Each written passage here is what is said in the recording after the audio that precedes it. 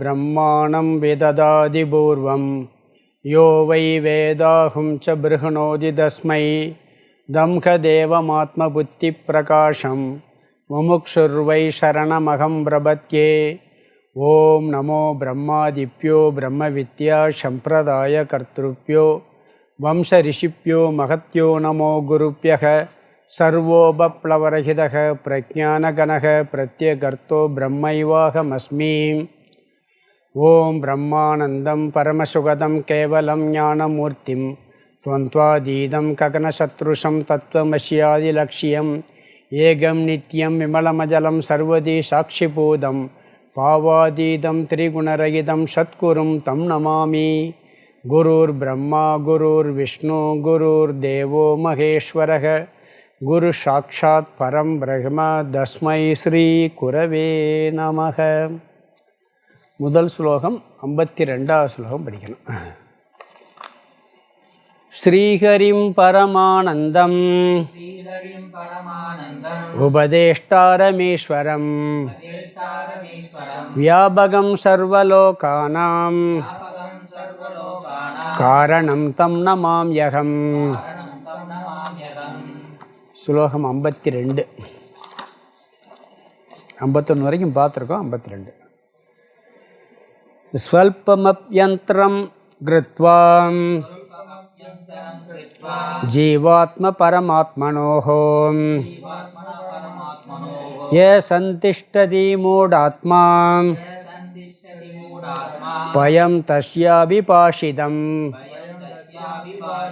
ஸ்வல்பமப்யந்தரம் கிருத்வா ஜீவாத்ம பரமாத்மனோஹ யத் சந்திஷ்டதி மூடாத்மா பயம் தஸ்யாபிபாஷிதம்.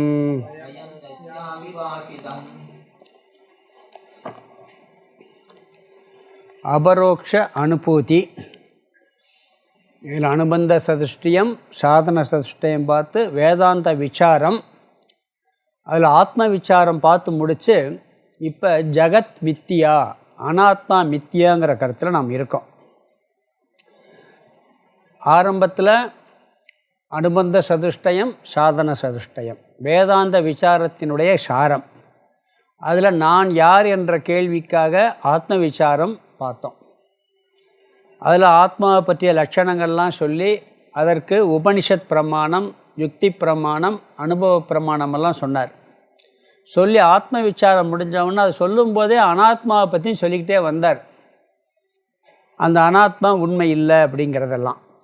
அப்போ அதை பற்றி சொல்வதற்காக இந்த ஜகத் மித்தியா, இந்த பிரபஞ்சம் அனைத்தும் காட்சிக்கு இருக்கிறது, உண்மையில் இல்லை, அனாத்மா மித்தியா. அனாத்மா மித்தியான்னு சொல்லும் பொழுது ஆத்மா சத்தியம்னு சொல்லி ஆக வேண்டியிருக்கும். அதனால் சில நேரங்களில் அது பார்த்திங்கன்னா ரெண்டையும் சேர்த்தே சொல்வார். ஆத்மா அத்வைதம், பிரம்மன் அத்வைதம் அப்படிங்கிற கருத்தையும் சேர்த்து சொல்வார். இதில் இன்னொரு விஷயம் சொல்லிட்டு வர்றார். இந்த ஜெகன் மித்தியா ஆத்மா சத்தியங்கிற தத்துவத்தை புரிஞ்சுக்கிட்டால் என்ன பலன் கிடைக்குங்கிறதையும் சொல்லிட்டு வர்றார்.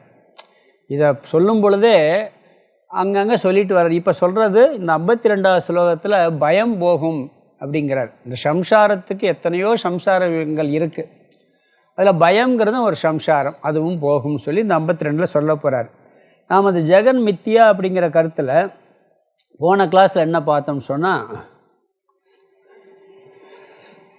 அதாவது இதுக்கு முந்தின கிளாஸில் பார்க்கும்போது இந்த இருமை என்பது தான் பிரச்சனையே இருமை தான். இந்த இருமை உண்மையிலேயே இல்லைங்கிறது சுருதியிலே சொல்லியிருக்கு அப்படிங்கிற ஒரு கருத்து சொன்னார். இருமைன்னு என்ன? இந்த ஜகத்தெல்லாம் இருமை, அத்வைதத்துக்கு வேறாக இரண்டாக தெரிவது அப்படிங்கிறது. அது வேதத்திலே நீக்கியிருக்கு, நேத்திலாம் நீக்கப்பட்டிருக்கு. பிறகு அதனுடைய தோஷம் சொன்னார். இந்த இருமையில் என்ன, இருமையை பற்றி நீ புரிஞ்சுக்கிட்டு இருமை சத்தியம் நினச்சைன்னா மரணத்திலிருந்து மரணத்திற்கு செல்கிறான்னு பார்த்தோம். அது அப்படி பிறந்தால் தான் மரணத்துக்கு போகும். மரணத்திலேருந்து திருப்பி மரணத்துக்கு செல்கிறான்னு என்ன அர்த்தம்? மீண்டும் பிறந்து இறக்கிறான்னு அர்த்தம். பிறந்து இறந்து பிறந்து இறந்து இருக்கிறான்னு அர்த்தம். அதாவது மரணத்திலிருந்து பிறவாமைக்கு செல்வது மோட்சம். மரணத்திலிருந்து மீண்டும் மரணத்துக்கு செல்றான்னா பறந்துக்கிட்டே இருக்கான்னு அர்த்தம். அதனால் மரணத்திலிருந்து மரணத்திற்கு செல்வது இந்த துவைதத்தில் இந்த மாயையை மித்யா என்று புரிந்து கொள்ளாவிட்டால் ஏற்படக்கூடிய தோஷம். அது மாயையால் வஞ்சிக்கப்படுகிறான்கிறார்.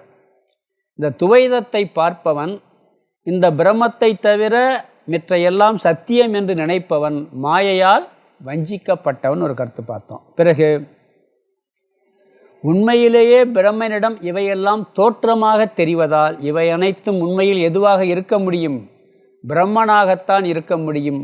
பிரம்மனே அப்படின்னு உறுதி செய்து கொள் அப்படின்னாரு.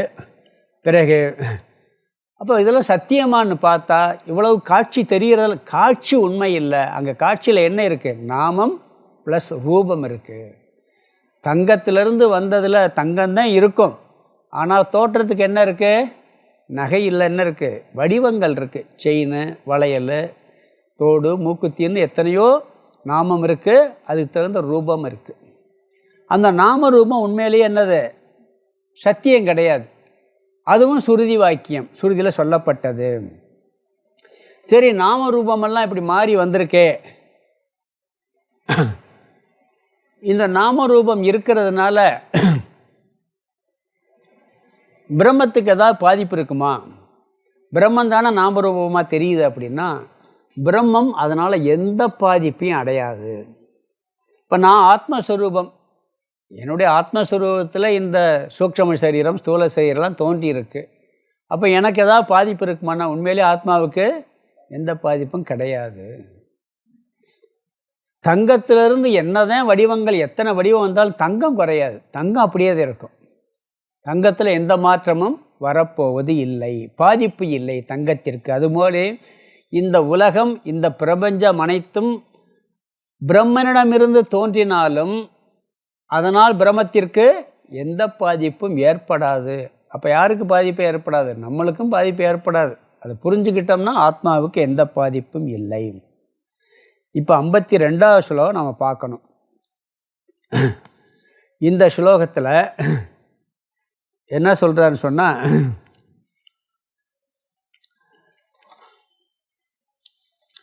அதாவது ஜீவன் வேறு பரமாத்மா வேறு அப்படி என்று வேற்றுமையை யார் பார்க்கின்றானோ அவனுக்கு என்ன வருது? பயம் வருகிறது அப்படிங்கிறார். இங்கே ஒரு கருத்து. இந்த மாயை, இந்த பிரபஞ்சம், இந்த உலகம் மித்தியா, இது உண்மையில் இல்லை. ஆனால் அதுவும் இருக்குது, பிரம்மனும் இருக்குது, ரெண்டு வேறு வேறையாக இருக்குன்னு சொல்லி வேறுபாடாக பார்த்தோம்னு சொன்னால் அந்த வேறுபாட்டிலிருந்து வரக்கூடியது என்ன? பயம்ங்கிறார். இருமையிலிருந்து வரக்கூடியது பயம். அதை முதல் வரியில் முதல் வார்த்தையில் சொல்கிறார். ஸ்வல்பயந்திரம் கிருத்வா, ஸ்வல்பமப்யந்திரம் கிருத்வா, ஸ்வல்பமப்யந்திரம் கிருத்வா அப்படிங்கிறார். சிறிதளவேனும் வேற்றுமையை செய்பவனுக்கு, வேற்றுமையை பார்ப்பவனுக்கு, ரெண்டாவது வரியில் ரெண்டாவது வாரி பயம் தஸ்ய அபிபாஷிதம். பயம் தஸ்ய அபிபாஷிதம்னா பயமானது அவனுக்கு கூறப்படுகிறது.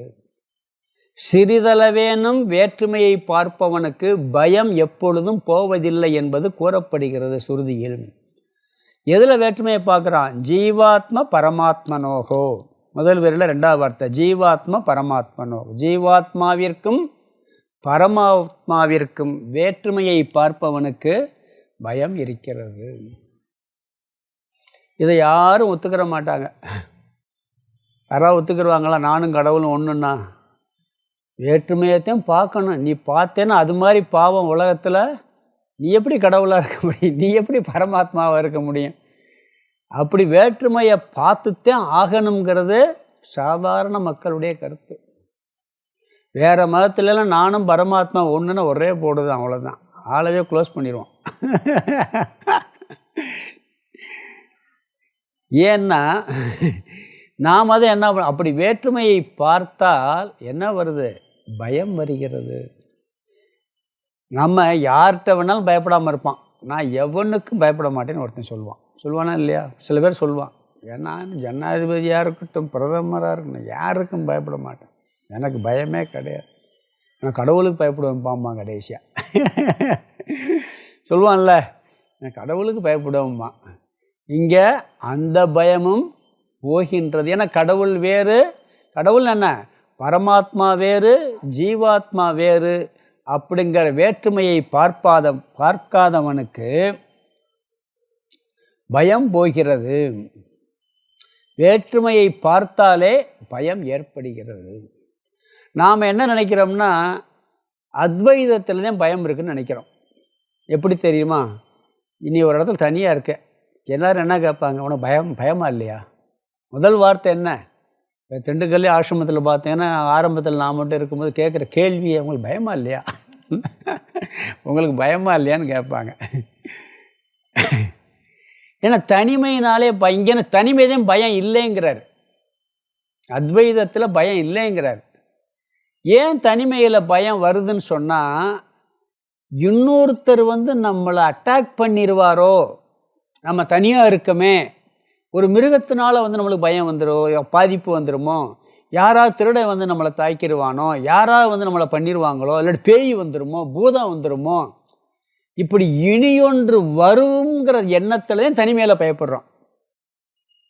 இங்கே தனிமை பயம் இல்லை.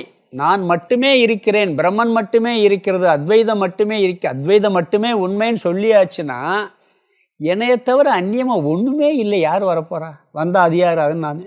பேய் வருது நம்மளை பிடிக்க, பேய் யார்? வா வா வா, நீ நானும் ஒன்று தான் அப்படி சொல்லலாமா இல்லையா?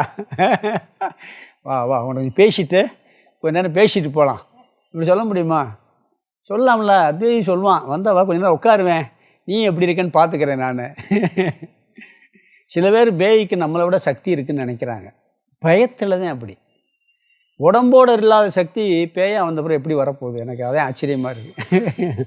அதில் பார்த்த உடனே ஒரு பயம், ஒரு பீதி. இப்படி தனிமையில் அத்வைதத்தில் பயம் ஏன் வராதுன்னு சொன்னால், என்னை தவிர எதுவுமே இல்லைன்னு யாரை கண்டு நான் பயப்படணும்? அது வேதத்தில் மாற்ற இருக்குது. விதியாத் பயம் பவதி. பிருகதாரண்ய உபநிஷத்தில் 1வது அத்தியாயம் 4வது பகுதி 2வது மந்திரம் வருது. அதே மாதிரி உதர மந்திரம் குருதே அததஸ்ய பயம் பவதி. தைத்திரிய உபநிஷத்து 2வது அத்தியாயம் 7வது மந்திரம். இதில் எல்லாமே இந்த இருமையை பார்க்காதவனுக்கு இருமையிலிருந்து தான் பயம் வருகிறது அப்படிங்கிற கருத்து சொல்லுது. துவைதத்திலிருந்து தான் பயம் வருது, அத்வைதத்தில் பயம் கிடையாது அப்படின்னு சொல்லியிருக்கு. ஏன்னா நாம் சம்சார நிவர்த்தி, அதுதான் நாம் இந்த மோட்ச பலன், இந்த ஞான பலன். சம்சாரத்தில் ஒன்று பயங்கிறதும், கோபம், குரோதம், பொறாமை, போட்டி, துக்கம், இது எல்லாமே சம்சாரத்தினுடைய சொரூபம். அதில் பயங்கிறத ஒரு சொரூபம். இந்த ஞான நிஷ்டனுக்கு பயம் என்பது, துக்கம் என்பது இருக்காதுன்னு சொல்கிறோம் பார்த்தீங்களா? அது மாதிரி பயம் என்பதும் இருக்கவே இருக்காது. கடவுள்கிட்ட வேற நான் தனியாக பிரித்து போகும்பொழுது பயம் வந்துடுது. சின்ன வயசில் என்ன பண்ணுவோம்? ஏய் சாமி கண்ணை குத்தி போடுவோம், ஒழுங்காரு, பயமுறுத்துவோம். கடவுளை சொல்லித்தான் பயமுறுத்துவோம். இருக்கா இல்லைங்களா? நான் ஏற்கனவே ஒரு சில சொல்லிக்க, எங்கள் ஊரில் நடந்தது. ஒரு பையன் திருடிட்டான், கோயிலில் பூசாரி காசை சொல்லியிருக்காவே இருக்க, திருடிட்டான்.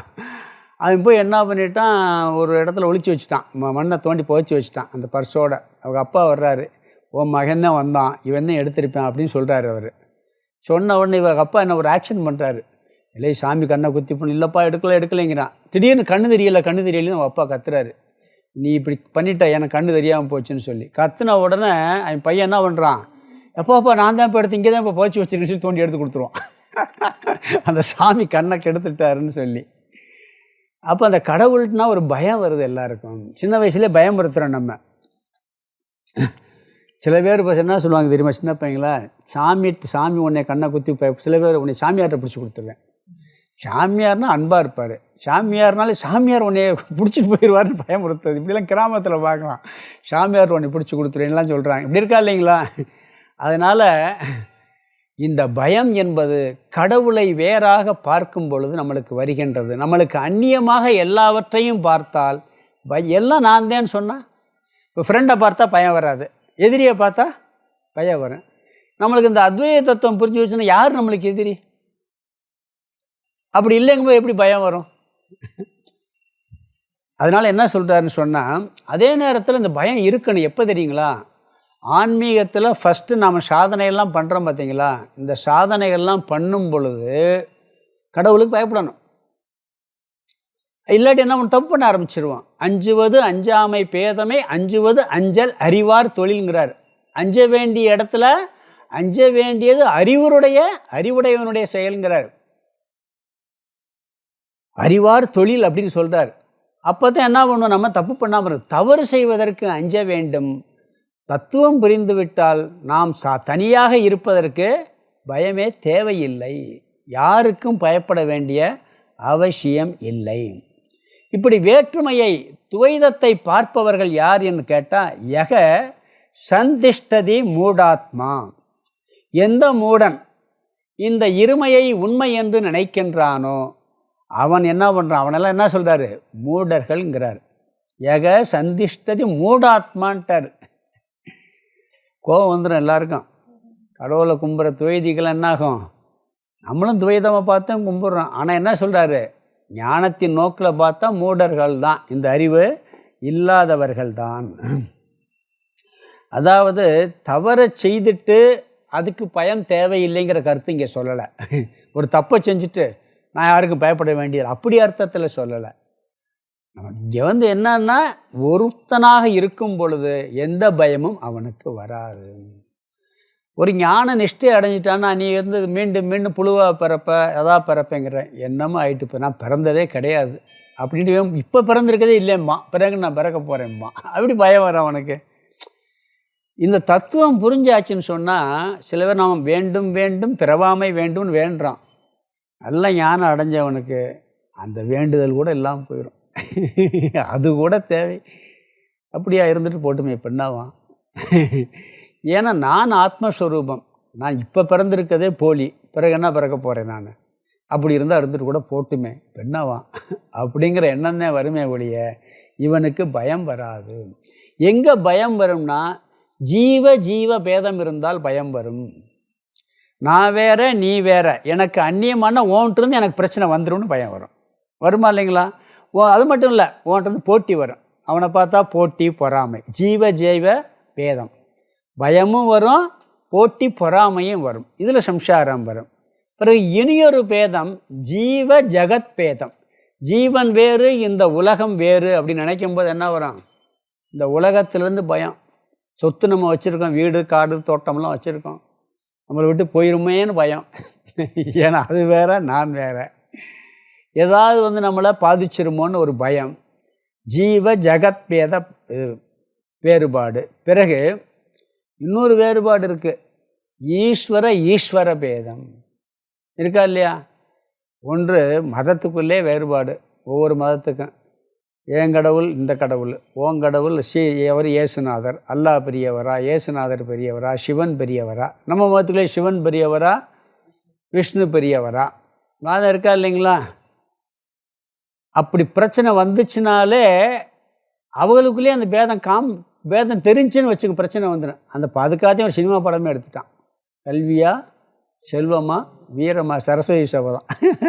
அதில் பார்த்தீங்கன்னா போட்டி பொறாமையெல்லாம் வரும். கடவுளுக்கு வரலாமா, வரக்கூடாது. ஆனால் படத்தில் அப்படி தான் காமிப்பான், சினிமா படத்தில் காமிப்பான். ஏன்னா பேதம். அங்கே ஒரு பேதம் வந்த உடனேயே அந்த நீ பெரிய ஆள் நான் பெரிய ஆள் எல்லாம் ஒன்றுதேன்னு நினச்சிட்டா இது வரவே வராதுல்ல. இந்த பேதமே இந்த பயம் இதே வராது. அதனால் என்ன சொல்கிறாருன்னா, இந்த ஜீவ பேதம் இன்மை, ஜீவ ஜகத் பேதம், ஜீவ ஈஸ்வர பேதம், ஈஸ்வர பேதம், ஜீவ ஜகத் ஈஸ்வர மூன்றுக்கும் உள்ள பேதம் எதுவுமே இல்லை. எல்லாம் இருப்பது அத்வைதம் மட்டுமே அப்படிங்கிற எண்ணம். உயிருக்கெல்லாம் நம்ம பயப்படுறோம். செத்து போயிடுவோமோ, அடுத்த பிறகு என்ன ஆகியிருப்போம் பயப்படுறோம். வள்ளுவரே ஒரு இடத்துல சொல்லிட்டாரு, புக்கில் அமைந்தின்று கொல்லோ உடம்பினில் துச்சில் இருந்த உயிருக்கு. இந்த உடம்புல கொஞ்ச காலம் வாழ்கிற உயிருக்கு ஒரு நிலையான உடம்பு கிடைக்கலப்பா, உடம்பை தேடி அலைஞ்சிக்கிட்டே இருக்குங்கிறார். நம்ம வீடு கூட பார்ப்போம், வாடகை வீட்டில் இருந்தால் என்ன நினைப்பான், சொந்த வீடு ஒன்று இல்லையம்போம். இந்த உயிருக்கு சொந்த வீடே கிடையாதான். ஒரு புழு வீட்டுக்கு போகுது, கிளி வீட்டுக்கு போகுது, பாம்பு வீட்டுக்கு போகுது, மனுஷன் வீட்டில் இப்போ இருக்கோம். அடுத்து எந்த வீட்டுக்கு போக போகிறோமோ பயம் வரும். அடுத்து எந்த வீடு கிடைக்க போதோ, எந்த உடம்பு கிடைக்க போதோ அப்படின்னு பயம் வரும். இந்த எந்த பயமும் இந்த இருமையை பார்க்காதவனுக்கு வராது, இருமையை பார்ப்பவனுக்கு வரும். இந்த தத்துவம் புரிஞ்சாச்சுன்னு சொன்னால் அவனுக்கு துக்கமே இல்லை. என்ன பிரச்சனை வந்தாலும் அதை ஒன்று பெருசாக எடுத்துக்கிற மாட்டான். இதுக்கு சின்மயானந்தர் சொல்லியிருந்தார் ஒரு கதை. ஒரு பிச்சைக்காரன் ரொம்ப நாள் பிச்சை எடுத்துக்கிட்டு இருக்கான். அதுமாரி எடுக்கும்போது எல்லாம் திட்டுவான். உனக்கு வேறு வேலை இல்லையாடா, இதே பிழப்பாக போச்சு திட்டுவான்.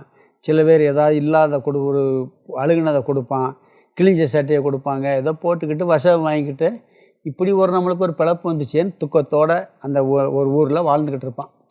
அந்த ஊரில் எல்லா கடை எல்லாரையுமே தெரியும் அவனுக்கு. ஏன்னா பிச்சைக்காரன் வந்துட்டான்ப்பா அப்படின்னு திட்டுவானுங்க. ஒரு தடவை அரண்மனையிலேருந்து ஆட்கள்லாம் வர்றாங்க. நேராக வந்து நிறைய பேர் வர்றாங்க. வந்து என்ன பண்ணுறாங்க, தேடிக்கிட்டு பார்க்கும்போது இவனை பார்க்குறாங்க, பார்த்துட்டு போகிறாங்க, திருப்பி ஒருக்கா வர்றாங்க. வந்து பார்த்துட்டு இவனை பிடிச்சி கட்டி தூக்கிட்டு போயிடுறாங்க. தூக்கிட்டு போன உடனே என்னடா நம்மளை போய் தூக்கிட்டு போகிறாங்கன்னு போய் அவனை போய் நல்லா குளிப்பாட்டி எல்லாம் போட்டு ட்ரெஸ் எல்லாம் இப்போ என்ன பண்ணுறாங்க, பழைய ட்ரெஸ் இருக்குது பார்த்தீங்களா, எல்லாம் குளிப்பாட்டுறாங்க, எல்லாம் கலத்தி வச்சிடறாங்க. என்னன்னு கேட்குறான். சின்ன வயசில் இங்கே ராஜாவுடைய வாரிசு ஒருத்தர் தொலைஞ்சு போயிட்டார், அது பிறகு வாரிசே இல்லை, அது என்னென்ன அங்க அடையாளங்களோடு இருக்கான்னு சொல்லி அதை சொல்லியிருக்காங்க. அந்த இடத்துல மச்சம் இருக்கும், இங்கே இருக்கும் அப்படிலாம் சொல்லியிருக்கிறாங்க. அது நாங்கள் நாடு பூரா தேடி அலைஞ்சோம். ஆனால் கடைசியில் பல இடங்களில் பார்க்கும் பொழுது நீதே அதுங்கிறத கண்டுபிடிச்சிட்டோம் அப்படின்னு சொல்லி, நீதே இந்த நாட்டுக்கு வாரிசுன்னு சொன்ன உடனே வேணா உடனே பழைய ட்ரெஸ் இருக்குது பார்த்தீங்களா, அதெல்லாம் எடுத்து பத்திரமா அதை வைங்கன்னு சொல்லி இடத்துல கட்டி வச்சிடறான். வச்சுட்டு இவன் நாட்டை ஆண்டுக்கிட்டு இருக்கான். நல்லா அவங்க ஊருக்குள்ளே என்ன ஆளை போனவனை காணாமேன்னு பார்க்குறாங்க. ஒரு 6 மாதம் பார்த்து நல்லாவே ஆட்சியில் ஆண்டுட்டு ஒரு நாள் நான் எனக்கு 2 நாள் போயிட்டு வரேன், என் கூட யாரும் வரக்கூடாதுன்னு சொல்லிடுறான். நைட்டு அந்த ட்ரெஸ்ஸை மாற்றிட்டு வெளியே போய் இந்த ட்ரெஸ்ஸை கலத்தி வச்சுட்டு அந்த ட்ரெஸ்ஸை மாற்றிட்டு அந்த ஊருக்கு போயிடுறான். ஊருக்கு போய் பிச்சை எடுக்கிறான். எல்லோரும் எங்கடா போன, வந்துட்டியா, இப்படியாடா நீ நிம்மதியாக இருந்தோம்டா, நீ வந்து இப்போ திருப்பி ஆரம்பிச்சிட்டியாடான்னு எல்லாரும் திட்டுறான். அப்படி இப்படி வைக்கிறான். அவனுக்கு 1% கவலை வரல. அதுக்கு முன்னாடி என்ன வந்துச்சே, அதுக்கு முன்னாடி பிச்சை எடுக்கும்போது நம்ம இப்படி ஒரு வாழ்க்கை நம்மளுக்கு அமைஞ்சு போச்சேன்னு கவலைப்பட்டான். இப்போயும் பிச்சை எடுக்கிறான். அதே ஒரு சிரிக்கிறான் உள்ளுக்குள்ளே, நம்ம யார், நம்மளை இப்படியெல்லாம் கேலி பண்ணுறான் அப்படின்னு அவனுக்கு அந்த உண்மை சொரூபம் தெரிஞ்ச உடனே அந்த தாக்கமெல்லாம் என்னாச்சு, அவனுக்கு ஒரு பொருட்டாகவே தெரியலை. அவன் எதை கண்டும் பயப்படலை, எதை கண்டும் துக்கப்படலை. ஏன்னா நான் யார், அரசன். அது மாதிரி நான் இருமையலற்ற பிரம்மனுங்கிற ஞானம் வந்த பிறகு நம்மளை யாரு கேலி பண்ணா என்ன, என் கிண்டல் பண்ண என்ன, மரியாதை கொடுத்தா என்ன, மரியாதை கொடுக்காட்டி என்ன. ஒரு பெரிய ஆள் இருக்கார், ஒரு பெரிய கலெக்டர், நம்ம சீப்பாக நினைக்கிறார், நம்ம உள்ளுக்குள்ள என்ன இருக்கோம், அவரோட நான் பெரிய ஆள்றா, நான் தான் பிரம்மன் அப்படி அந்த ஞானம் வந்துச்சுன்னா நம்மளை அவமதிக்காருங்கிற எண்ணம் வருமா? இதே இது நீ கர்ணனுடைய வாழ்க்கையில் பார்க்கலாம். கர்ணன் பார்த்தீங்கன்னா அவனை வந்து தேரோட்டி மகன் எல்லாம் குத்துவாங்க, போட்டு குத்தி குத்தி காமிப்பான், அப்படியே புழுங்கி போவான். நம்மளுக்கு இவ்வளவு திறமை இருக்குது, ஒரு சத்திரிய குணம் இருக்குது, இப்படி இருந்து நம்மளை தேரோட்டி மகன் எல்லாரும் கேலி பண்ணுறானுங்களே அப்படின்னு புழுங்கி சாவான். குந்தி வந்து நீ என் மகன்னு சொன்ன பிறகு யார் தேரோட்டி மகன் அவங்கள பார்த்து ஏளனமாக சிரிப்பான். இந்த நாட்டுக்கே நான் தான் ராஜாவாக இருக்க வேண்டியவன், தர்மனுக்கு மூத்தவன். அவனுக்கு துக்கமே வரலையா அதுக்கு பிறகு. யார் தேரோட்டி மகன் சொன்னாலும் ஏன்னா உண்மை தெரிஞ்சு போச்சு தான் யாருன்ட்டு. அது மாதிரி நம்மளுடைய உண்மை சொரூபம் அத்வைதம் பேதமற்ற தன்மை என்றது தெரிந்துவிட்டால் இந்த பயம் இந்த சோகம் எல்லாம் ஓடி போய்விடும் அப்படிங்கிறார். அதனால் இந்த ஸ்லோகத்தினுடைய சாரம் என்னென்னா, இருமையை பார்க்காதவன், அதாவது இருமையை பார்ப்பவன், ஜீவாத்மாவிற்கும் பரமாத்மாவிற்கும் இருமையை பார்ப்பவன், வேற்றுமையை பார்ப்பவன் அவன் மூடன்கிறார். அவனுக்கு எப்பொழுதும் பயம் என்ற துக்கம் இருக்கும். அப்போ இருமையை பார்க்காதவனுக்கு பயம் போய்விடும். இருமை என்பதுதான் மித்தியா, இந்த ஜகத், அதுதான் நம்மளுக்கு இருமையாக பார்த்துக்கிட்டு இருக்கோம். இது இந்த ஸ்லோகத்தினுடைய சாரம். ஸ்லோகத்துக்கு அர்த்தத்தை பார்த்துடலாம். ஸ்வல்பமப் யந்திரம் கிருத்வா, யக 2வது முதல் வார்த்தை யக, எந்த சந்திஷ்டதி மூடாத்மா. மூடாத்மான்னா மூடன், அறியாமையில் இருப்பவன். எந்த ஒருவன் அறியாமையில் இருப்பவன், எந்த ஒரு அறியாமையில் இருப்பவன் ஜீவாத்ம பரமாத்மனோகோ. முதல் விரல கடைசி வார்த்தை ஜீவாத்ம பரமாத்மனோகோ. ஜீவாத்மாவிற்கும் பரமாத்மாவிற்கும் முதல் வார்த்தை ஸ்வல்பமபி சிறிதளவேனும் அந்தரம் வேற்றுமையை, ஸ்வல்பமபி சிறிதளவேனும் அந்தரம் வேற்றுமையை கிருத்வா செய்து கொண்டு. இதில் முதல்ல ரெண்டாவது முதல் வார்த்தை யக எந்த ஒருவன், பிறகு மூடாத்மா அதிலே அந்த அடுத்த வார்த்தை அறியாமையில் இருப்பவன், அதுக்கு பிறகு முதல் கடைசி வார்த்தை ஜீவாத்ம பரமாத்மனோகோ. ஜீவாத்மாவிற்கும் பரமாத்மாவிற்கும் ஸ்வல்பமபி அந்தரம் சிறிதளவேனும் வேற்றுமையை கிருத்வா செய்து கொண்டு. பிறகு ரெண்டாவதுல சந்திஷ்டதி இருக்கின்றானோ, அந்த வேற்றுமையை செய்து கொண்டு இருக்கின்றானோ. இந்த மூடாத்மா அடுத்து பார்த்துட்டோம். பயம் தஸ்ய அபிபாஷிதம். தஸ்ய பயம் தஸ்யன்ற, தஸ்யன்னா அவனுக்கு, அந்த வேற்றுமையை பார்த்து கொண்டிருக்கின்ற அந்த மூடனுக்கு பயம், பயம் இருப்பதாக அபிபாஷிதம் சுருதியில் கூறப்பட்டுள்ளது. வேதத்தில் எங்கே வேற்றுமையை பார்க்கின்றானோ, இருமையை பார்க்கின்றானோ அவனுக்கு எப்பொழுதும் பயம் போகாது என்று சுருதியில் கூறப்பட்டுள்ளது. அடுத்து 53 படிக்கலாம். யத்ரா ஞானாத் பவேத் த்வைதமிதரஸ்தத்ர பஷ்யதி ஆத்மத்வேன யதா சர்வம் நேதரஸ்தத்ர சான்வபி. யத்ரா ஞானாத் பவேத் த்வைதம் இதரஸ்தத்ர பஷ்யதி ஆத்மத்வேன யதா சர்வம் நேதரஸ்தத்ர சான்வபி.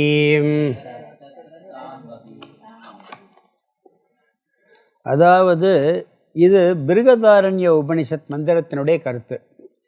அங்கே 4வது அத்தியாயம் 5வது பகுதி 15வது மந்திரம். அங்கே என்ன சொல்லியிருக்குன்னா, ஒருவனுக்கு ஆத்ம சாட்சா்காரம் ஏற்பட்டவுடன், ஆத்ம ஞானம் ஏற்பட்டவுடன் அஞ்ஞானமும் போகின்றது. ஞானம் அஞ்ஞானமும் போகின்றது. அஞ்ஞானத்தில் தோன்றிய அதன் காரியமான இந்த பிரபஞ்சம் முற்றிலும் நிவர்த்தி அடைகின்றன. அறியாமையினால் பாம்பு தோன்றுச்சு, அறியாமல் போச்சுன்னா பாம்பும் போயிருமா இல்லையா? அப்படி ஒருவனுக்கு ஆத்ம சாட்சா்காரம் ஏற்பட்டவுடன் அஞ்ஞானமும் அதன் காரியமான பிரபஞ்சமும் முற்றிலும் நிவர்த்தி அடைகின்றன. எனவே கற்பிதமான துவைதம் சிறிதும் இருப்பதில்லை. இந்த துவைதமெல்லாம் என்ன ஆகும்? இது கல்பிதம், இது கொஞ்சம் கூட இருக்கிறது இல்லைன்னு சொல்லி அங்கே அந்த பிருகதாரண்ய உபனிஷத் மந்திரத்தில் வருது. ஒளி வந்தவுடன் இருள் போவது போல அஞ்ஞானத்தில் இருமை இருக்கின்றது. ஞானம் வந்தவுடன் அஞ்ஞானம் போனவுடன் இருமையும் போய்விடுகின்றது. ஜகத்தில் நாமட்ட 2 அவஸ்தை இருக்குது. ஒன்று ஞான அவஸ்தை, இனி ஒன்று அஞ்ஞான அவஸ்தை. நாம் எந்த மனுஷனாக இருந்தாலும் எல்லா நேரமும் அறிவோடையும் இருக்கிறதில்ல, அறியாமையோடையும் இருக்கோம். தூக்கத்தில் எந்த அறிவும் இல்லை, ஆழ்ந்த உறக்கத்தில். அது வேறு. விழிப்பு நிலையிலேயே நம்ம ஞான அவஸ்தையும் இருக்குது, அஞ்ஞான அவஸ்தை இருக்குது. தெரியுமா அப்படின்னு கேட்டால் எனக்கு தெரியலேன்னு சொன்னால் என்ன அர்த்தம்? அது அஞ்ஞான அவஸ்தை. தெரியும்னு சொன்னால் ஞான அவஸ்தை. அதானே? இது ரெண்டும் நம்மளுக்கு இருக்குது. அஞ்ஞானத்துடன் நாம் 3 அவஸ்தையிலையும் இருக்கோம். பொதுவாக விழிப்பு நிலையில் ஞான அவஸ்தை வந்துச்சுன்னு சொன்னால் அது எந்த மாதிரியான, இந்த மாதிரி ஞானம் வரணும். வேற்றுமை இல்லைங்கிற ஞானம் வந்தால் அந்த அஞ்ஞானம் போய்விடும். இந்த இருமை எப்பொழுதெல்லாம் இருக்கின்றனோ, இந்த பேதம் இருக்கின்றதோ, அப்பொழுதெல்லாம் அவனுக்கு துக்கம், சம்சாரம் என்பது கட்டாயம் ஏற்படுகின்றன. இந்த இருமை சாதாரணமாக போகாது.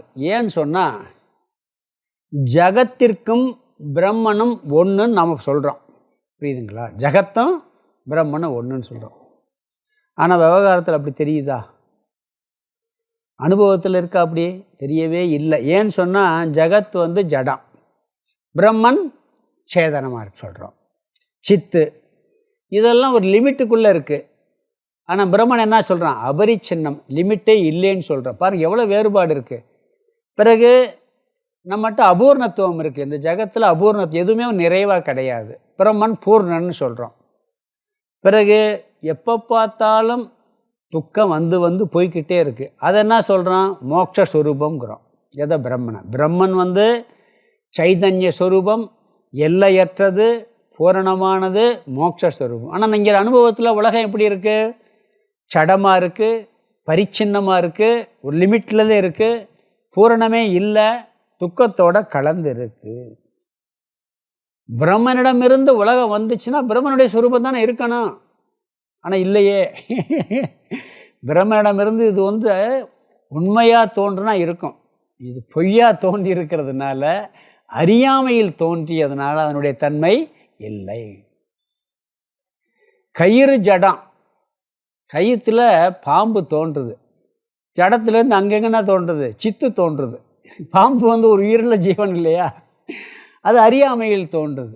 ஆப்போசிட்டாக தானே தோன்றுது. ஜடத்திலிருந்து ஒரு உயிருள்ள ஜீவனை பார்க்குறோமே நாம், அதுவும் அறியாமையில் தோன்றுறது தானே.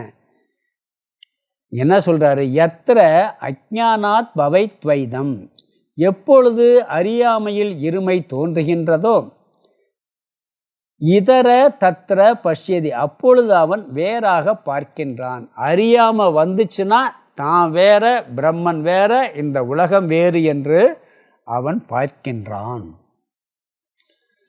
அதாவது உண்மை எப்பயுமே ஒன்றாத்தே இருக்கும். பொய் எத்தனை வேணாலும் சொல்லலாம். பொய் நீங்கள் ஒரு விஷயத்தை உண்மையன்னு எடுத்துக்கிட்டால் ஒன்று தான் சொல்ல முடியும். இப்போ ஒருத்தர் இருக்கார், அவர் அந்த பொருளை எடுத்தாரா எடுக்கலையா? எடுத்திருக்காருன்னு வச்சுக்கோங்க, எடுத்திருக்கிறாருன்னு ஒரே உண்மை தான் சொல்ல முடியும். இல்லை அவர் எடுக்கலைன்னு சொன்னால் பொய்யாயிரும். இல்லை வேற ஆள் எடுத்தாலும் பொய்யாயிரும். அவர் வந்தார், அவர் தான் எடுத்தார், இது ஒரே உண்மை. பொய் எத்தனை சொல்லலாம் தெரியுமா? அவர் எடுக்கலை, இவர் எடுத்தாருங்களாம், அப்புறம் அவர் எடுத்தாருங்கலாம், இல்லை காணாமல் போச்சுங்களாம், அவன் கீழே போட்டான்னு சொல்லலாம். பொய்யை கோடிக்கணக்கில் சொல்லிடலாம்.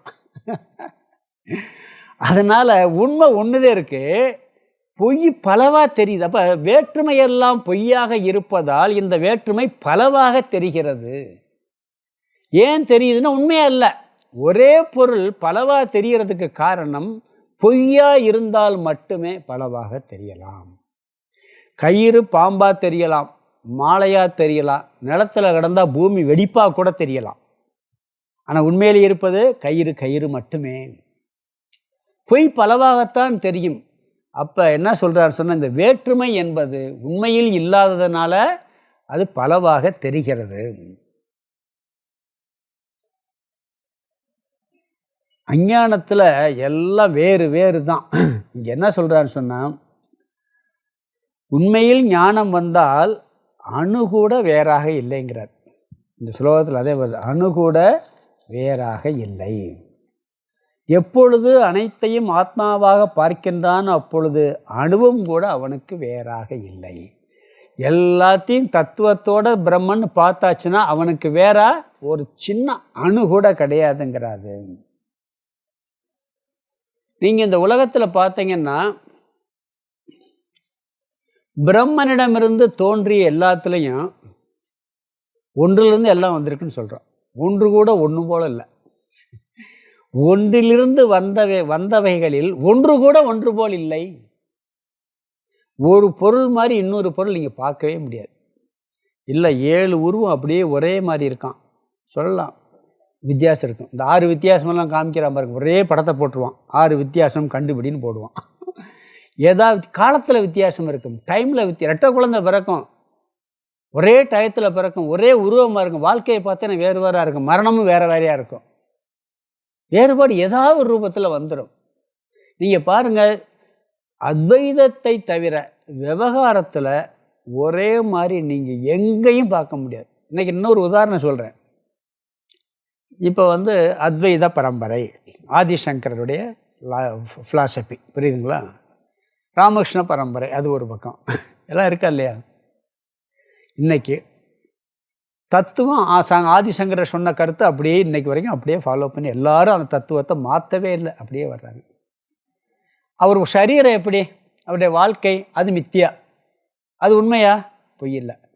2000 வருஷம் ஆக போது வச்சுக்கோங்களேன். அவர் மாதிரி அவருடைய லைஃப் ஸ்டைலில் யாராவது ஒருத்தர் காமிக்க முடியுமா? அவர் பரம்பரையில் வந்தவங்கள ஒரு ஆள் இன்றைக்கு வரைக்கும் காமிக்க முடியுமா? அவர் எப்படி லைஃப் ஸ்டைலில் இருந்தாரோ அதே லைஃப் ஸ்டைல் ஒருத்தர் சொல்ல முடியுமா?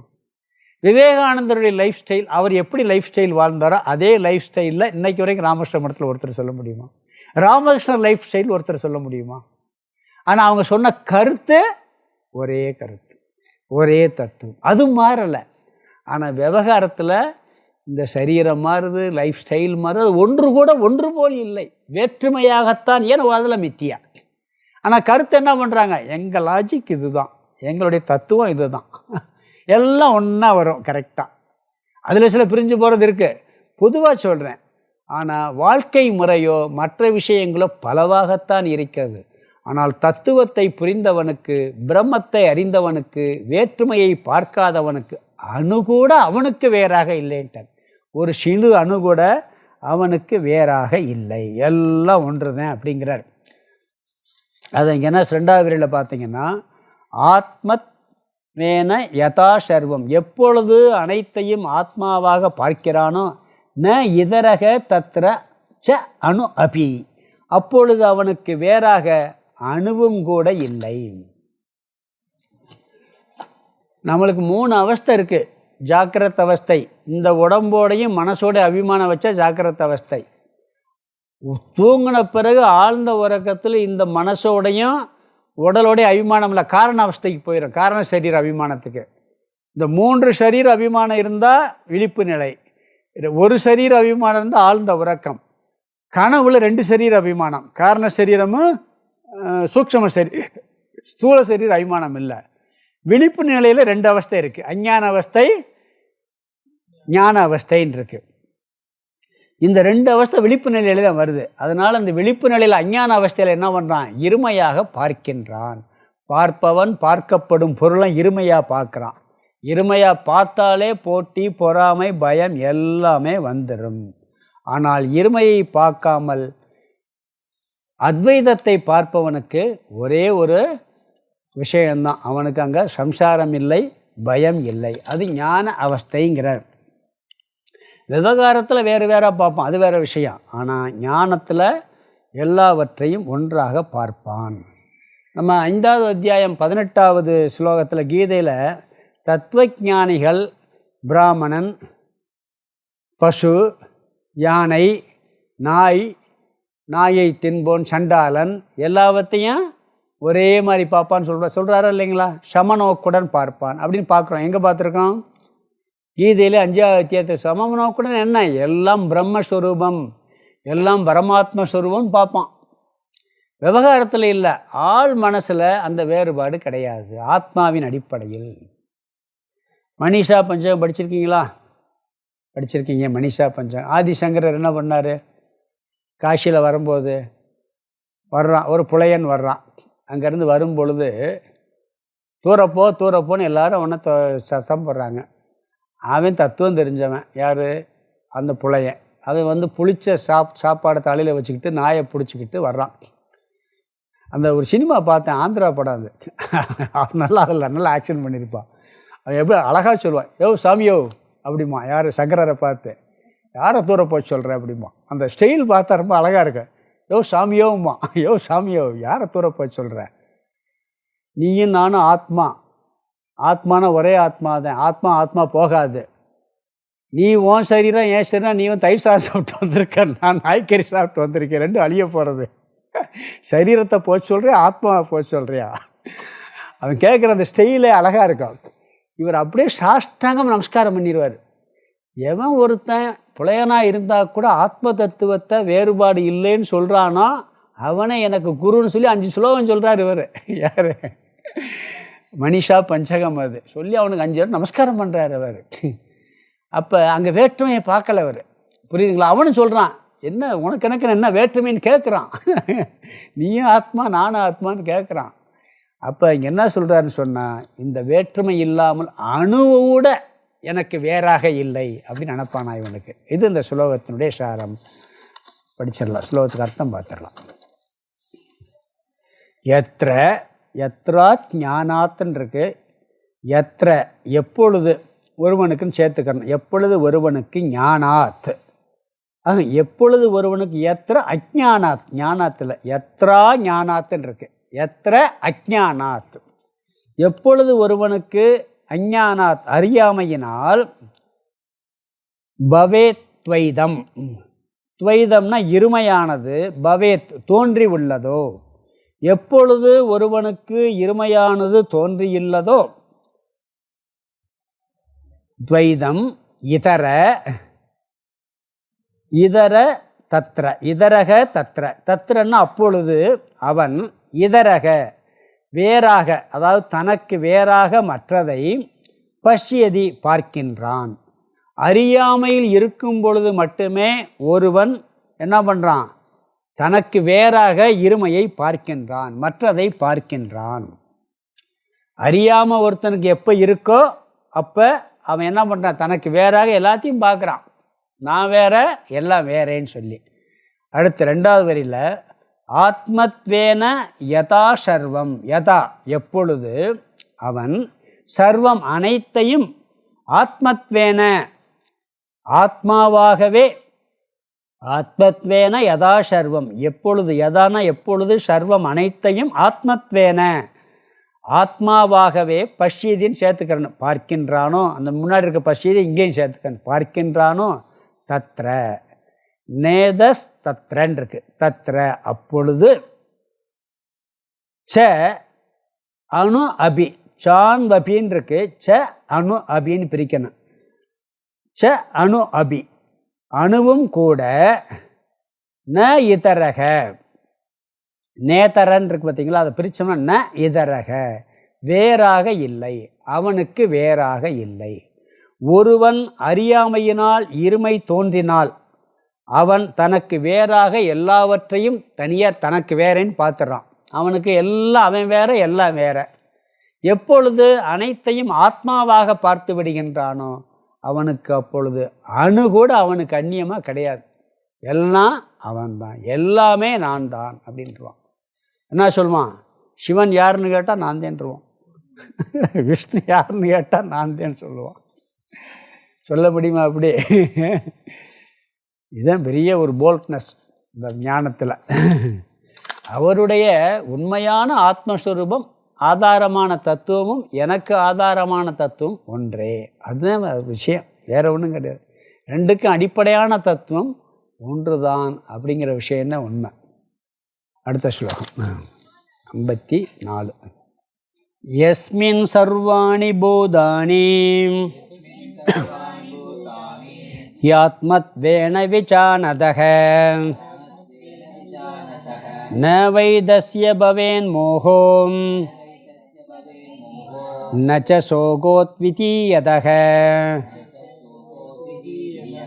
யஸ்மின் சர்வாணி பூதானி யாத்மத்வேன விசானதஹ ந வைதஸ்ய பவேன் மோஹோ ந ச சோகோத்விதீயதஹ.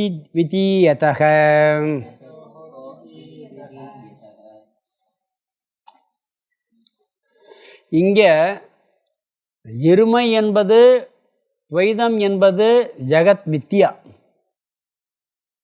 அப்படி அந்த இருமையை பார்க்காமல் அந்த ஜெகத் மித்யா என்று புரிந்து கொண்ட ஒருவனுக்கு எல்லா ஜீவராசிகளும் பிரம்மன்தான், தன்னுடைய சொரூபந்தான் பார்த்துட்டான்னா அவனுக்கு கண்டிப்பாக என்ன பலன் கிடைக்குதுன்னா, மோகமும் போது சோகமும் போதுங்கிறார். அவனுக்கு மோகமும் இல்லை சோகமும் இல்லை. காரணம் இரண்டற்ற ஞானத்தை அடைந்ததால். அது இந்த ஸ்லோகத்தினுடைய சாரம். என்ன சொல்கிறாருன்னா, முதல் வரியில் யஸ்மின் சர்வாணி பூதானி ஹியாத் மத்வேன விசானதக, எப்பொழுது எல்லா ஜீவராசிகளையும் தானாகவே அறிகின்றானோ அப்படிங்கிறார். அத்விதீயதக, இந்த எப்போ தானாக அறிகிறான், இரண்டற்ற ஞானத்தை அடைந்த காரணத்தால். 2வது கடைசி வார்த்தை. இந்த யஸ்மின் சர்வாணி பூதானி அப்படிங்கிறது ஈஷாவாஸ்யத்தில் ஒரு முக்கியமான வார்த்தை பிருகதாரண்யத்திலே வருது. இந்த வார்த்தை யஸ்மின் சர்வாணி பூதானிங்கிற வார்த்தை ஈஷாவாஸ்ய உபனிஷத்துலேயும் வருது, பிருகதாரண்ய உபனிஷத்துலேயும் வருது. அதாவது எல்லா ஜீவராசிகளையும் தானாக அறிதல் சர்வாத்ம பாவம்னு அர்த்தம். இந்த இதை சங்கரர் பின்னாடி விளக்க இருக்கிறார், பார்ப்பாங்க. எல்லா ஜீவராசிகளையும் தானாக அறிதல், இது சர்வாத்ம பாவம். பிறகு ரெண்டாவது, இந்த ஞானம் ஒன்றுதான் அத்வைத ஞானம். அடுத்தது இதில் சொல்கிறார் அத்விதீயதகன்றார், இரண்டற்ற ஞானத்தை. இந்த ஞானம்தான் அத்வைத ஞானம். இதனால் என்ன பலன் கிடைக்குதுன்னா, சோகமும் இல்லை மோகமும் இல்லை. மோகம் சோகம் இந்த இரண்டும் எப்போ வரும்னா, இந்த ஜகத்தை நீ சத்தியம்னு எப்போ நினைக்கிறையோ அப்போத்தான் வரும். அதாவது பொதுவாக அந்த மோகம்னா என்னென்னா குழப்பம், ஒரு தெளிவில்லாத அறிவு மோகம். இது ரெண்டு விஷயத்தில் வரும். ஒன்று தர்ம அதர்ம விஷயத்தில் வரும், பிறகு எது உண்மை பொய்யுங்கிற விஷயத்தில் வரும். எது உண்மை பொய்ன்னு தெரியலன்னா அங்கே மோகம் வந்துடும், குழப்பம் இருக்கும். எது தர்மம் அதர்மங்கிற விஷயத்துலையும் என்ன வந்துடும், குழப்பம் வரும். இதெல்லாம் எங்கே வருதுன்னா அந்த துவைதத்தெல்லாம் வருதுங்கிறார். இப்போ ஒன்றும் இல்லை, எது தர்மங்கிறதுக்கு ஒரு லாஜிக் இருக்குது. உனக்கு தர்மத்தை பற்றி தெரியலைன்னா ஒரு லாஜிக் சொல்லுவாங்க. எப்படி சொல்லுவாங்கன்னா, உனக்கு ஒரு இடத்துல இது செய்யலாமா கூடாதான்னு குழப்பம் இருக்குது, இந்த இந்த செயலை செய்யலாமா செய்யக்கூடாதான்ட்டு. அப்போ என்ன இதே செயலை நான் ஒருத்தனுக்கு இந்த காரியத்தை நான் பண்ண வேண்டியிருக்கு அவன் இடத்துல. இந்த காரியத்தை அவன் என்கிட்ட பண்ணுனா நான் ஏற்றுக்கிறவனா? இப்போ நான் ஒரு ஒருத்தருடைய பொருள் எடுக்கணும்னு நினைக்கிறேன், புரியுதுங்களா? இல்லை அவனை திட்டணும்னு நினைக்கிறேன், புரியுதுங்களா? ஒரு தப்பு பண்ணியிருக்கான்னு வச்சுக்கிறோம், இந்த ஒரு தப்பு பண்ணியிருக்கான், அந்த தப்புக்கு நான் அவனை திட்டுறேன், புரியுதுங்களா? திட்டும்போது என்ன நினைக்க, திட்டலாமா வேணாமான்னா, இதே தப்பை நான் பண்ணி அவன் திட்டணும் நான் என்ன பண்ணுவேன்? அப்படி மாற்றி பார்ப்போமே. அப்போ இல்லை, அப்போ நான் ஏற்றுக்கிறவேன்னு சொன்னால் நீங்கள் திட்டலாம், ஏற்றுக்கிற மாட்டேன்னா திட்ட முடியாது. அப்போ எப்போ அந்த பாவனை வரும்னா, எல்லாம் ஒன்று நினச்சாதான் இந்த பாவனை வரும். என்கிட்ட இருக்கிறது எனக்கு சாப்பாடு இல்லைன்னா கஷ்டம்னா, அடுத்தவனுக்கு சாப்பாடு கஷ்டங்கிற ஃபீலிங் எப்போ வரும்? ஒன்றா இருந்தால் தானே வரும், இல்லாட்டி வருமா? வராது. அப்போ இந்த தர்ம அதர்ம விஷயத்தில் கூட இந்த அத்வைத ஞானம் இருந்தால் குழப்பமே இருக்காது. இந்த ஞானம் இருந்துன்னு சொன்னால் அங்கே ஒரு தெளிவு கிடச்சிரும், மோகம் போயிடும். பிறகு எது உண்மை பொய்ங்கிற விஷயத்துலையும் இந்த தெளிவு வரணும், அதுலேயும் மோகம் இருக்குது. இது ரெண்டுமே எதில் போகும்னு சொன்னால், இந்த எல்லா ஜீவராசிகளையும் தன்னுடைய ஆத்மாவை அறிகிற பொழுது தான் அவனுக்கு போகும் அப்படிங்கிறார். இன்னொரு ஞானம், நாம் பார்க்கின்ற அனைத்தும் இந்த உடல் முதல் கொண்டு நாசத்துக்கு உட்பட்டது அப்படிங்கிறது தெளிவு உண்மையா இல்லையா? கட்டாயம் நாசம் அடையும். இந்த ஞானம் வந்துச்சுனாலும் எல்லாத்துக்கும் போயிடும், மோகம் போயிடுச்சுன்னு அர்த்தம். எல்லாம் போயிடுமா இல்லையா? எல்லாமே நாசத்தை அடைகிறது தான். ஒரு வீட்டிலே கூட நம்மளை யாராவது ரொம்ப புண்படுத்திட்டாங்கன்னு வச்சுங்களேன், கஷ்டமாக தான் இருக்கும். யாராவது புண்படுத்திட்டாங்க, அவமானப்படுத்திட்டாங்க, இல்லை ஏதோ ஒரு லாஸ் ஆகிருச்சு, அந்த துக்கம் கூட கொஞ்ச நாள் நாசத்தை அடைஞ்சிடும். அப்படி நிற்கிறது இல்லையே, போய்கிட்டே தானே இருக்குது, எல்லா துக்கமும் போயிடுது. என்ன பிரச்சனை நாமளே மறந்துடுவோம். சில பேர் தான் ஏதாவது ஒரு வார்த்தை சொல்லியிருப்பான், நான் ஜென்மத்திலையும் மறக்க மாட்டேன், சாகந்தாண்டி, அதுவும் நாசம் அடைஞ்சிரும், போய்த்து ஆகணும். இல்லை சரி நீ மறக்க வேணாம், அவன் செத்து போயிட்டா என்ன பண்ணுவேன்? ஒன்று நீ மறந்து ஆகணும், வேறு வழியே கிடையாது. எல்லாம் அனாத்ம விஷயம் அனைத்தும் இருக்கும். அதுக்காக உடனே எல்லாத்துக்கும் போகாது. சாமி அப்போ உங்களை நாங்களாம் திட்டினா நீங்கள் பொறுத்துக்குறீங்களா? அந்த நேரம் கொஞ்சம் கஷ்டமாக தான் இருக்கும். பிறகு என்ன பண்ணும், இப்படி தான் இவ்வளவு தான் அப்படிங்கிற ஒரு அறிவு வந்து விட்டால் என்ன ஆயிரும், எல்லாம் சரியாயிரும். ஆத்மா சத்தியம், அனாத்மா மித்தியா. எந்த அனாத்மாவாக இருந்தாலும் அது மித்தியா அப்படிங்கிற எண்ணம் வரும். இந்த ஞான பலனத்தை அவர் சொல்கிறார், நவை தஸ்ய பவேத் மோகோ நச்ச சோகக. அவனுக்கு கண்டிப்பாக மோகமும் இல்லை, கண்டிப்பாக சோகமும் இல்லை. எல்லாம் மித்தியா சர்வாத்ம பாவம் ஒருத்தனுக்கு வந்தாச்சுன்னு சொன்னால் மோகமும் நீங்குகின்றது, அதனால் அவனுக்கு சோகமும் நீங்குகிறது. முதல் அத்தியாயம் என்ன, அர்ஜுனனுக்கு என்ன வந்துச்சு? ராகக சோகக மோகக. பற்று, கவலை, மயக்கம். அவனுக்கு முதல்ல பற்று வந்துச்சு, பற்றுலேருந்து கவலை வந்துச்சு, கவலையினால் குழப்பம் வந்துச்சு. நம்ம கவலைப்படாமையே குழம்பி இருக்கோம். இந்த குழப்பத்தினால நம்மளுக்கு கவலை வந்திருக்கு, இந்த கவலையினால் பற்று வந்திருக்கு. இந்த குழப்பம் நீங்கிச்சுன்னு சொன்னால் கவலையும் போயிடும், பற்றும் போயிடும். மோகம் நீங்க சோகம் போகும், சோகம் நீங்க மோகம் போக வேண்டும், அப்புறம் பற்றும் போயிடும். அதனால் என்ன சொல்கிறதுன்னா, இதெல்லாம் சர்வாத்ம பாவனையில் தான் போகும். நம்ம வீட்டிலே எடுத்துக்கிறோமா, நம்ம தவிர குழந்தை ஒரு தப்பு பண்ணிருச்சு, குழந்தை ஒரு தப்பு பண்ணிடுச்சுன்னு வச்சுக்கோங்களேன், அவனுக்கு ரொம்ப கவலையாக இருக்கும். கவலைப்படுவோமா இல்லைங்களா? கவலைப்படுவோம். இல்லை நம்ம குழந்தை ஃபெயில் ஆகிடுச்சு, இப்போ நல்ல மார்க் எடுக்கலை, கவலையாக இருக்கும். அடுத்த வீட்டு குழந்தை மார்க் எடுக்கலைன்னா சந்தோஷமாக இருக்கும்.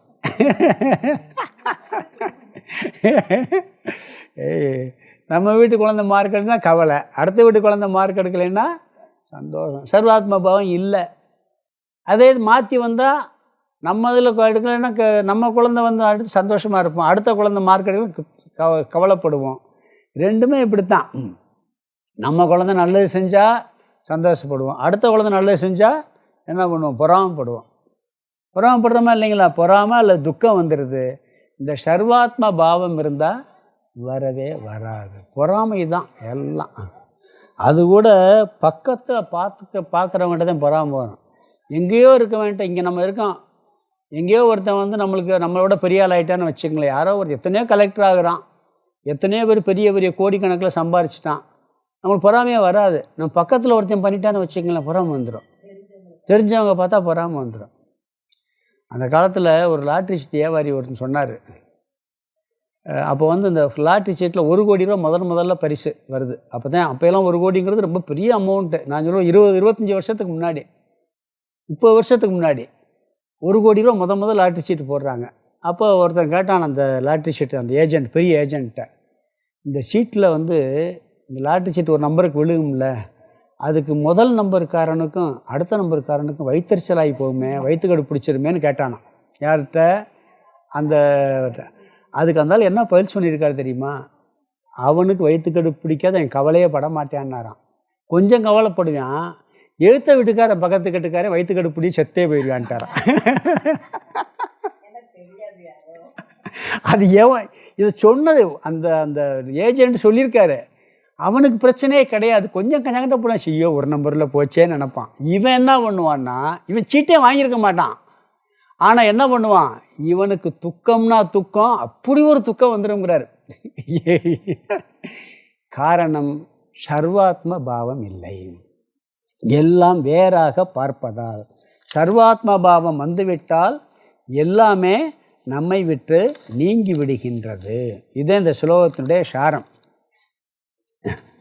ஸ்லோகத்துக்கு அர்த்தம் பார்த்துடலாம். 54வது ஸ்லோகம். யஸ்மின் சர்வாணி பூதானி. எப்பொழுது, யஸ்மின் எப்பொழுது, சர்வாணி பூதானி, சர்வாணினா எல்லா, பூதானி ஜீவராசிகளையும், எப்பொழுது எல்லா ஜீவராசிகளையும் ஆத்மத்வேன தானாகவே, ஹி ஆத்மத்வேனன் இருக்கு, ஹி ஆத்மத்வேனன், ஹி ஆத்மத்வேன தானாகவே, விஜானதக அறிகின்றானோ, எப்பொழுது எல்லா ஜீவராசிகளையும் தானாகவே அறிகின்றானோ, தஷ்ய ந வை தஷ்யன் இருக்கு, தஷ்யன்னா அவனுக்கு, அப்பொழுது அவனுக்கு, ந வை பவேத் மோகக. அதை அப்படி தஷ்யை எடுத்துட்டேன்னா நாவை பவேத், பவேன் மோகோன் இருக்கு, பவேத் மோகக, அதுக்கு கண்டிப்பாக மோகம் இல்லை. அப்பொழுது அவனுக்கு கண்டிப்பாக மோகம் இல்லை. எப்பொழுது எல்லா ஜீவராசிகளையும் ஒருவன் தானாகவே அறிகின்றானோ அப்பொழுது அவனுக்கு கண்டிப்பாக மோகம் இல்லை. அடுத்த வார்த்தை நச்ச சோகக, சோகோ அத்விதீயதக அப்படின்ருக்கு. நச்ச சோகக, சோகமும் இல்லை. இந்த கண்டிப்பாகிற இதுலையும் சேர்த்துக்கலாம், கண்டிப்பாக அவனுக்கு சோகமும் இல்லை. காரணம் என்ன? அத்விதீயதக, இரண்டற்ற ஞானத்தை அடைந்த காரணத்தினால். அவன் என்ன அடைஞ்சிட்டான்? இரண்டற்ற ஞானத்தை அடைந்ததால் அவனுக்கு சோகமும் இல்லை, மோகமும் இல்லை.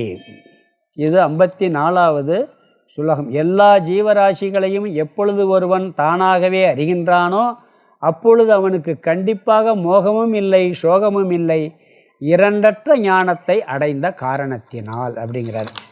அடுத்தது 55வது ஸ்லோகம். இந்த ஸ்லோகத்தில் என்ன சொல்கிறாருன்னு சொன்னால், பிருகதாரண்ய உபனிஷத்தினுடைய கருத்தை சொல்லி நிர்ணயம் பண்ணுற ஸ்லோகத்தை படிச்சிடலாம். அப்புறம் அடுத்ததில் பார்க்கலாம். கொஞ்சம் ஒரு நிமிஷம்.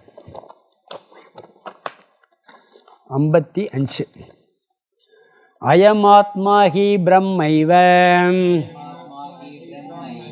சர்வாத்மகதயா ஸ்திதக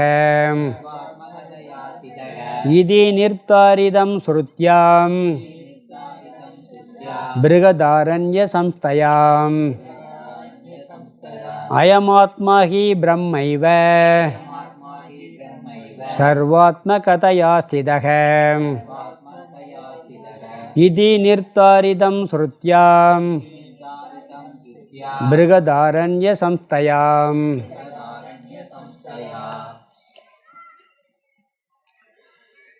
எல்லா ஜீவராசிகளுக்கும் ஆதாரமாக இருக்கின்ற ஒரே தத்துவம் பிரம்ம தத்துவம், ஆத்மாவாக இருக்கின்ற இந்த பிரம்மன்தான் என்று எங்கே சொல்லியிருக்கு? பிருகதாரண்யக உபனிஷத்தில் சொல்லப்பட்டுள்ளது. அங்கே என்ன சொல்லியிருக்குன்னா, ச வா அயமாத்மா பிரம்ம விஜானமயக. பிருகதாரண்ய உபனிஷத் 4வது அத்தியாயம் 4வது பகுதி 5வது மந்திரம். சுருதியின் அடிப்படையில் சொல்லிட்டு வர்றார். இது எல்லாம் ஆத்ம தத்துவம் தான், மிச்சம் எல்லாம் மித்தியாங்கிற அர்த்தம் சொல்லிக்கிட்டு இருக்காரு. ஜெகன் மித்தியாங்கிற கருத்து, பிரம்மன் சத்தியம். இந்த இரண்டுக்கும் என்ன பிரமாணம்னு சொன்னால் சுருதி மட்டுமே பிரமாணம், சுருதி தான் பிரமாணம்.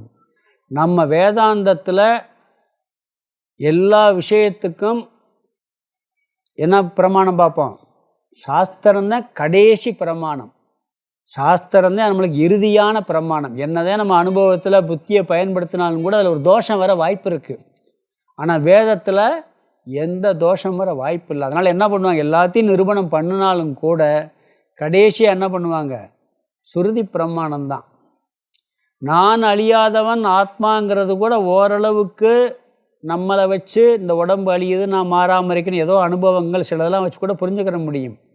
பிரம்மன் இந்த அகில பிரபஞ்சத்துக்கும் ஆதாரமான தத்துவத்தை ஓரளவுக்குத்தான் அனுமானம் பண்ண முடியுமே ஒழிய அதுக்கு மேலே சுருதி வேதம் சொல்லியிருக்கு.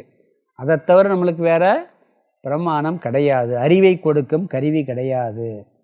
ஏன்னா நாம் பார்க்காத பிரம்மனை சத்தியம்னு சொல்லுது, பார்க்கின்ற உலகத்தை பொய்ன்னு சொல்லுது.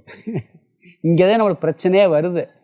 நேராக பார்த்து அனுபவிச்சுக்கிட்டு இருக்க இதை போய் இது இல்லைன்னு சொல்லுது.